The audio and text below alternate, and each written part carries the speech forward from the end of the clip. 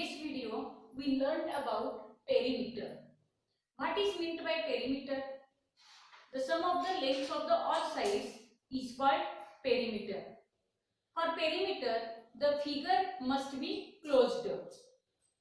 We looked at what are the formulas to find the perimeter of square and perimeter of rectangles. विद्यार्थी मित्रांनो, आपण गेल्या व्हिडिओमध्ये perimeter याबद्दल माहिती घेतलेली आहे. परिमिती म्हणजे काय? तर बंदिस्त आकृतीच्या सर्व बाजूंच्या लांबीची बेरीज म्हणजे परिमिती होय. आयताच्या आणि चौरसाच्या आकृतीची परिमिती कशी शोधायची आणि त्याचे सूत्र काय आहे याबद्दल सुद्धा आपण माहिती घेऊन त्यावरील उदाहरणे सोडविलेलो आहोत. Today we are going to see area. आज आपण काय पाहणार आहोत? एरिया हा भाग पाहणार आहोत. एरिया म्हणजे काय? तर एरिया म्हणजे क्षेत्रफळ. टू फाइंड द एरिया, मग क्षेत्रफळ कसे शोधायचे? Look at this figure. There is a rectangle on the graph paper. येथे तुम्हाला ग्राफ पेपरवर एक रेक्टँगल दिसत आहे. रेक्टँगल मीन्स आयत. How many squares are there in the rectangle? We find that there are 6 squares in the rectangle. आपल्याला असे दिसून येते की या आयतामध्ये एकूण 6 चौरस आहेत. And therefore the area of this rectangle is 6 square centimeter. आणि म्हणून या आयताचे क्षेत्रफळ किती होईल? 6 चौरस सेंटीमीटर होईल. Now look at the another figure. In this figure there is a square. The square is drawn on the graph paper. How many squares are in this square? या चौरसाकृती आकृतीमध्ये अजून किती चौरस आहेत बरे? आपण जर चौरसाच्या आत पाहिले तर there are 4 squares. किती चौरस दिसतात? 4 चौरस तेथे दिसतात. And therefore the area of the square is 4 square centimeter. Then there is a question arise in your mind. आता तुमच्या मनामध्ये एक प्रश्न निर्माण झाला असेल. We measure the length and width at centimeter, but I say the unit of the area is square centimeter. Why we use the square centimeter is unit for area? आपण लांबी आणि रुंदी सांगत असताना सेंटीमीटर असे एकक वापरतो, पण आता मी क्षेत्रफळ सांगत असताना स्क्वेअर सेंटीमीटर असे म्हणत आहे. मग असे एकक आपण का वापरतो? तर पहा, the square in this rectangle, ह्या रेक्टँगल मधला एक स्क्वेअर जो तुम्हाला दिसतोय त्याचे माप आहे 1. The square is 1 centimetre. एक चौरस हा 1 सेंटीमीटरचा आहे. Centimetre is the standard unit to measure the length. लांबी मोजण्यासाठी सेंटीमीटर हे एक स्टँडर्ड युनिट आहे. We need a standard unit and therefore 1 centimeter square is written as 1 square centimeter. आणि म्हणून 1 सेंटीमीटरचा चौरस हा 1 स्क्वेअर सेंटीमीटर असा लिहिला जातो. म्हणून एरियाचे क्षेत्रफळ लिहिण्यासाठी वापरण्यात येणारे युनिट आहे square centimetre. Also when we measure the length of road, length of house etc. घराची लांबी रुंदी किंवा रस्त्याची लांबी वगैरे आपण ज्यावेळी मोजतो त्यावेळी त्याचे क्षेत्रफळ हे स्क्वेअर किलोमीटर मध्ये सांगितले जाते. This is the standard unit to show the area of rectangle or square. आयत किंवा चौरस यांचे क्षेत्रफळ दर्शविण्यासाठी असे स्टँडर्ड युनिट वापरले जातात. Now we are going to see the formula of rectangle and square. Now look formula for the area of a rectangle. आता आयताच्या क्षेत्रफळाचे आपण सूत्र कसे तयार होते ते प्रथम पाहूया. Here is a rectangle. इथे एक आयत दिलेला आहे. I marked here on 1 centimeter. Also I marked here. Now I draw lines here and divided this rectangle into 4 rows. Now see, this rectangle is also divided. the length of this rectangle is 4 centimeter and the width is 3 centimeter. पहा हा एक आयत आहे 4 centimetre लांबी आणि 3 centimetre रुंदी असलेला. याच्या 1-1 सेंटीमीटर वर येथे मार्क केलेले होते आणि ते मार्क्स आता जोडून घेतले. तर how many squares are there? इथे एकूण आपल्याला किती स्क्वेअर्स मिळाले पहा. येथे प्रत्येक स्क्वेअरची लांबी आणि रुंदी आहे 1 सेंटीमीटर. याची लांबी आहे 1 सेंटीमीटर, याची रुंदी आहे 1 centimetre and therefore area of this square is 1 square centimeter. त्यामुळे या प्रत्येक चौरसाचे क्षेत्रफळ किती होईल? 1 चौरस सेंटीमीटर होईल. then how many squares are there? इथे किती चौरस आहेत पहा. there are 12 squares. एकूण किती चौरस आहेत इथे? 12 स्क्वेअर चौरस आहेत आणि म्हणून या आकृतीला आपण नाव देऊया ABCD. म्हणून एरिया ऑफ रेक्टँगल ABCD किती होईल? Is equal to 12 square centimetre. पहा याचे क्षेत्रफळ किती झालं? 12 चौरस सेंटीमीटर, कारण 1 चौरस सेंटीमीटरचे आपल्याला एकूण 12 चौरस मिळालेले आहेत. then what is the relation between 4 and 3 to make the product of 12? मग 4 आणि 3 मध्ये असा कोणता संबंध आहे की ज्याच्यामुळे आपल्याला 12 हे उत्तर मिळेल? you know that when we make 4 into 3 the multiplication between 4 and 3, ज्यावेळी आपण 4 आणि 3 मध्ये गुणाकाराची क्रिया करतो त्याच वेळी आपल्याला हे 12 सेंटीमीटर हे उत्तर मिळते. हे लक्षात घ्या. म्हणजे 4 गुणिले 3 केल्यानंतर 12 उत्तर मिळते. म्हणून लांबी आणि रुंदी यांच्यामध्ये कोणती क्रिया असणार आहे? गुणाकाराची क्रिया असणार आहे, कारण 4 means length and 3 is its breadth. 4 ही रुंदी लांबी आहे तर 3 ही रुंदी आहे आणि म्हणून लांबी गुणिले रुंदी यांच्या गुणाकाराने आपल्याला काय मिळते? आयताचे क्षेत्रफळ मिळते. हे ह्या उदाहरणावरून आपल्या लक्षात येते. therefore the formula for the area of rectangle is length into breadth. अशा पद्धतीने आयताच्या क्षेत्रफळाचे सूत्र काय मिळाले? लांबी गुणिले रुंदी. कारण आयताच्या लांबीचे 1 सेंटीमीटर वर समान भाग आपण केलो आणि रुंदीचे सुद्धा 1 सेंटीमीटर वर समान भाग केलो, तर जितके चौरस इथे तयार होतात तितकेच उत्तर आपल्याला लांबी आणि रुंदीच्या गुणाकाराने मिळते. the product of length and breadth is the area of the rectangle. लांबी आणि रुंदीचा गुणाकार म्हणजेच आयताचे क्षेत्रफळ होय. now let's see the formula for the area of a square. आता आपण चौरसाच्या क्षेत्रफळाचे सूत्र पाहूया. look at this square. या चौरसाकडे पहा. the length of this square is 3 centimeter and the width of this square is 3 centimeter because the all sides of the square are equal. याची लांबी 3 centimetre दिसते, रुंदी सुद्धा 3 सेंटीमीटर दिसते, कारण चौरसाच्या चारही बाजूंची लांबी ही समान असते. when we make 1 centimeter square here, ज्यावेळी आपण 1 सेंटीमीटरचे इथे चौरस तयार करतो, we get 9 squares. किती स्क्वेअर्स इथे आपल्याला मिळाले पहा. there are total 9 squares. किती एकूण येथे 9 चौरस आपल्याला मिळालेले आहेत. when we get 9 squares between in this square, आपल्याला येथे 9 चौरस केव्हा मिळतील पहा बरे. when we make divide these squares from 1 centimeter. 1 centimetre पासून ज्यावेळी आपण याचे वेगवेगळे भाग करू त्यावेळी आपल्याला असे 9 स्क्वेअर्स मिळतात. there are 3 rows and 3 columns. येथे 3 रोज आहेत आणि 3 कॉलम्स आहेत, म्हणजे उभ्या आणि आडव्या ओळी 3 होतात. and then when we make multiplication between 3 and 3 we get answer 9.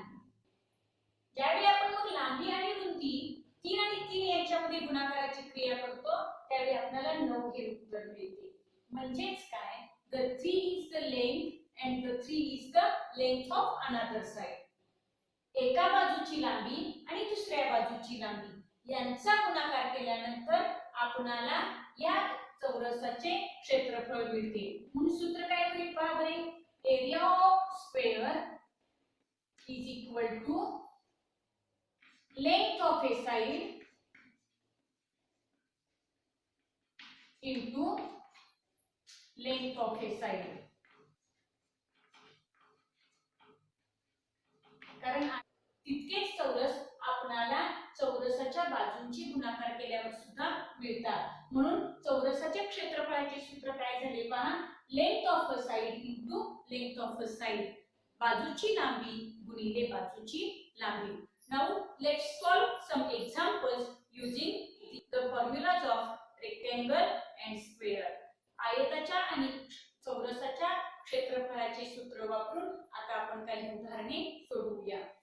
The first example is, what is the area of rectangle of length 15 centimeter and width 10 centimeter? All of you know width means rundi and length means lambi. Here length and width is given. Therefore first we write the area of rectangle. The formula for area of rectangle is area of rectangle is equal to length into breadth. आपणाला आयताचे क्षेत्रफळ शोधायचे असल्यामुळे आपण क्षेत्रफळाचे सूत्र लिहिले. Now write the values of length and breadth. Length is equal to 15 centimetre and width is equal to 10 centimeter. Multiply 15 into 10, we get answer 150 square centimeter. Therefore we write at last area of rectangle is equal to 150 square centimeter. अशा पद्धतीने सूत्राचा वापर करून आपण सहज आयताचे क्षेत्रफळ शोधू शकतो. Now look at the second example. What is the area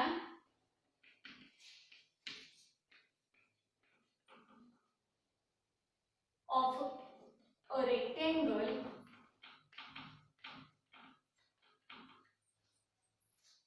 of length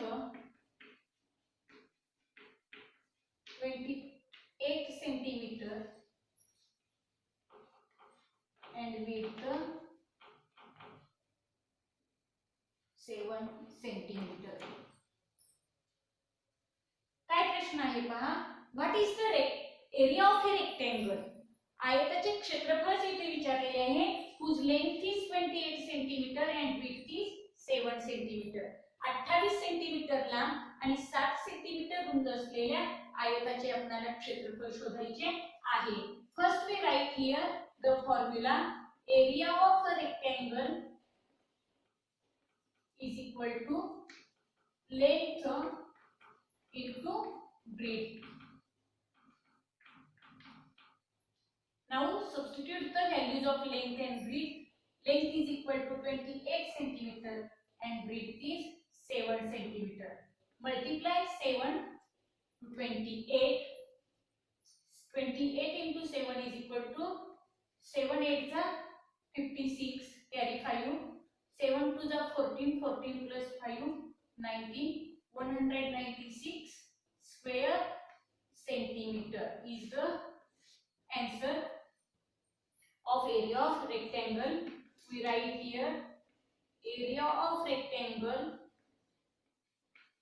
is equal to 196 square centimeter.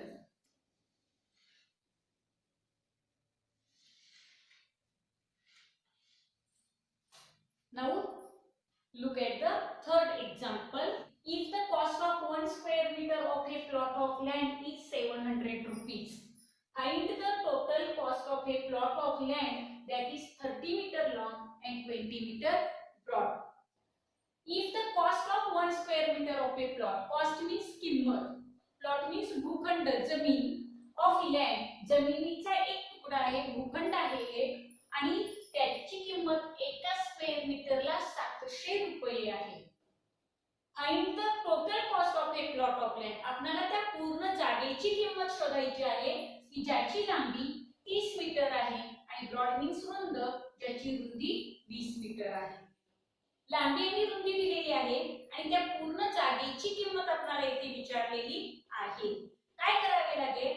For that first we calculate the area of this land. So write first area of a land is equal to which formula do you write here? तुम्ही ते कोणता formula लिहाल? The length is 30 and the width is 20 meter and therefore this is a rectangle. लांबी आणि रुंदी वेगवेगळी आहे म्हणजे हा एक आयत आहे. Therefore we write the formula of rectangle length into width. म्हणून आपण येथे याची लांबी आणि रुंदी यांचा गुणाकार करणार आहोत. The length is 30 meter and the width is 20 meter. What is the multiplication? What is the product? 30 into 20 is equal to 600 square meter. We find the area of the land is 600 square meter. 30 into 20 is equal to 600 square meter. We find the area of land 600 square meter. But the cost of 1 square meter land is given. Cost of 1 square meter land is equal to 700 rupees. एक square metre जागेची किंमत सांगितलेली आहे 700. The area of land is 600 square meter. Therefore we find here cost of 600 square meter land. येथे 1 square metre जागेची किंमत 700 रुपये दिलेली आहे. त्याच्यावरून आपल्याला 600 स्क्वेअर मीटर जागेची किंमत शोधायची आहे. एकावरून अनेकाची किंमत शोधत असताना आपण गुणाकाराची क्रिया करतो. 700 गुणिले 600 केलो. Now I make here the multiplication. I get the answer rupees 4,20,000. तुम्हाला इथे जर गुणाकार करता येत नसेल तर तुम्ही बाजूला गुणाकार करून बघायचा आहे. त्या जागेची किंमत किती झाली पहा 4,20,000. At last we write the answer. Cost of the land is equal to शेवटी आपण उत्तर लिहिणार आहोत. जागेची किंमत आहे 4,20,000 रुपये. Thus we solve the examples given in the textbook. अशा पद्धतीने पुस्तकामध्ये दिलेला स्वाध्याय सुद्धा आपण सहज सोडवू शकतो. Now let us see some examples based on formula of area of squares. आता आपण चौरसाच्या क्षेत्रफळावर आधारित काही उदाहरणे पाहूया. The next example is the length of the side of square is 15 meter, find its area.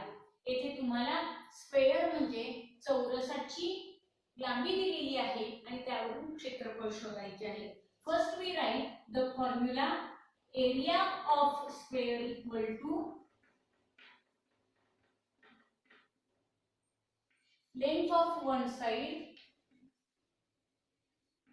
length of a side into length of a side.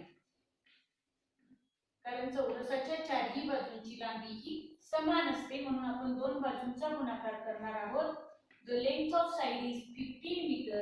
Therefore 15 into 50 is equal to, when we make multiplication between them we get answer 225 square. Here unit is meter, therefore here write meter. Thus we get the answer. अशा पद्धतीने आपल्याला उत्तर मिळालेले आहे. Area of a square is equal to 225 square meter. Now let's see the another example. The length of the square is the length of the side of a square is 8 centimeter. Find its area. एका चौरसाची लांबी ही 8 centimetre आहे, तर त्याचे क्षेत्रफळ काढा. We used same formula as used in this example. First we write area of square is equal to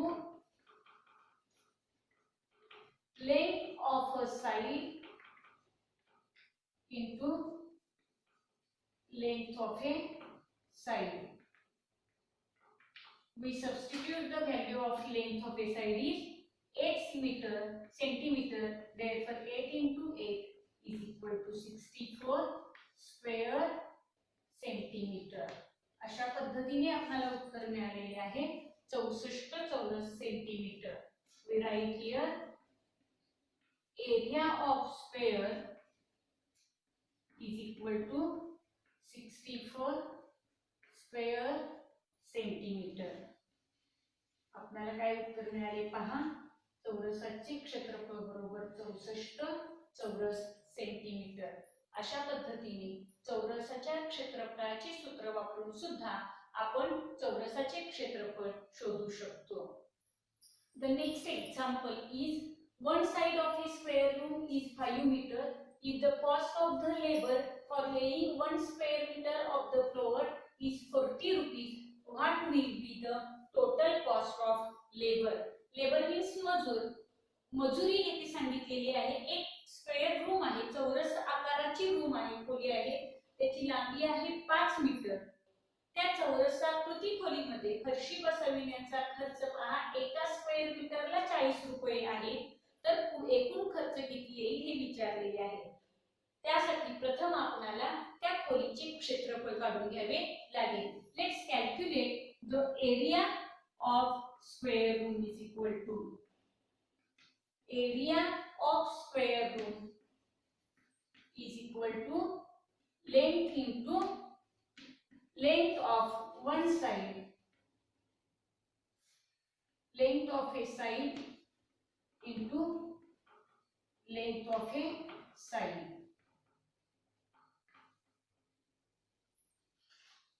चौरसाचे क्षेत्रफळ शोधण्यासाठी आपल्याला त्याच्या बाजूंचा गुणाकार करावा लागेल.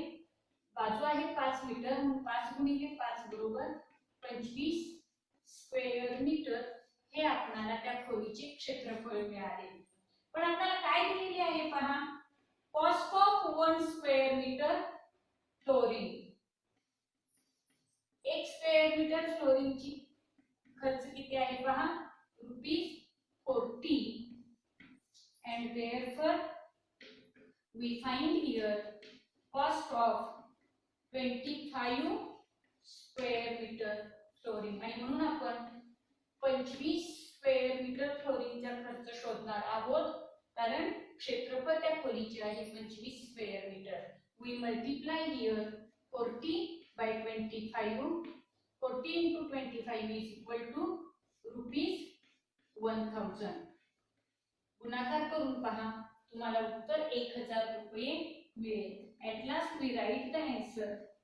Cost of 25 square meter flooring is equal to ₹1000.